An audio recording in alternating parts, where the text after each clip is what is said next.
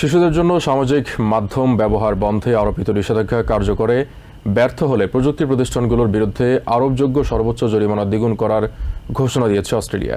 শনিবার দেশটির সরকার এই ঘোষণা দিয়ে জানায়, শিশুদের অ্যাকাউন্ট বন্ধে ব্যর্থ হলে ফেসবুক, ইনস্টাগ্রাম, ইউটিউব, টিকটক ও স্ন্যাপচ্যাটের মতো প্ল্যাটফর্মকে সর্বোচ্চ 99 মিলিয়ন অস্ট্রেলিয়ান ডলার পর্যন্ত জরিমানা করা হবে।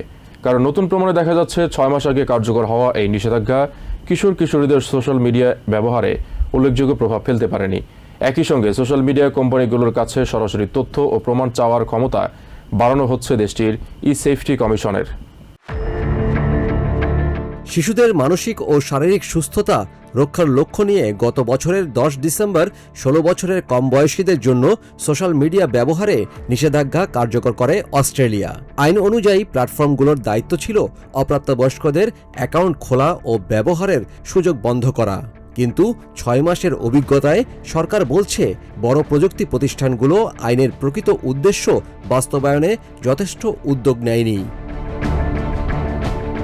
নতুন আইনের আওতায় শুধু জরিমানাই বাড়ছে না, শক্তিশালী করা হচ্ছে অস্ট্রেলিয়ার ই-সেফটি কমিশনারের ক্ষমতাও।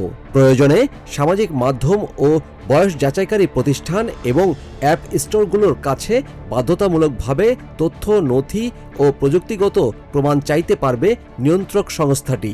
সরকার জানিয়েছে, প্রতিটি প্ল্যাটফর্মকে দেখাতে হবে তারা 16 বছরের কম বয়সীদের প্রবেশ ঠেকাতে যৌক্তিক ও কার্যকর ব্যবস্থা নিয়েছে।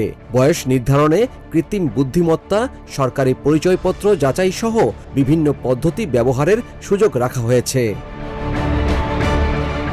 সরকারের তথ্য অনুযায়ী এই পর্যন্ত 16 বছরের কম বয়সীদের 5 মিলিয়নের বেশি অ্যাকাউন্ট বন্ধ করা হয়েছে। তবে তদন্তে দেখা গেছে, অনেক কিশোরী বড়দের অ্যাকাউন্ট ব্যবহার, ভুয়া পরিচয় তৈরি কিংবা ব্যক্তিগত ব্রাউজিংয়ের মাধ্যমে নিষেধাজ্ঞা এড়িয়ে যাচ্ছে। এই কারণেই বর্তমানে ফেসবুক, ইনস্টাগ্রাম, ইউটিউব, টিকটক এবং স্ন্যাপচ্যাটের বিরুদ্ধে আইন লঙ্ঘনের অভিযোগ তদন্ত করছে ই-সেফটি কমিশনার। এদিকে ব্রিটিশ মেডিকেল জার্নালে প্রকাশিত এক সমীক্ষায় বলা হয়েছে, নিষেধাজ্ঞার পরও শিশুদের সোশ্যাল মিডিয়া ব্যবহার উল্লেখযোগ্যভাবে কমেছে। এমন পর্যাপ্ত প্রমাণ এখনও পাওয়া যায়নি। 4 শতাধিক শিশুর উপর পরিচালিত ওই গবেষণায় দেখা গেছে, অনেকেই বিভিন্ন উপায়ে আইনকে পাশ কাটিয়ে প্ল্যাটফর্ম ব্যবহারে অব্যাহত রেখেছে। তবে অস্ট্রেলিয়া বলছে, শিশুদের অনলাইন নিরাপত্তা নিশ্চিত করতে আইন আরও কঠোর করার বিকল্প নেই।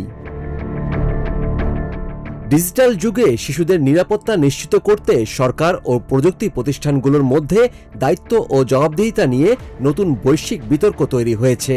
অস্ট্রেলিয়ার এই কঠোর অবস্থান ভবিষ্যতে অন্যান্য দেশের জন্য একটি গুরুত্বপূর্ণ নীতিগত মডেল হয়ে উঠতে পারে। Yusuf Khaled, TVN 24 news desk.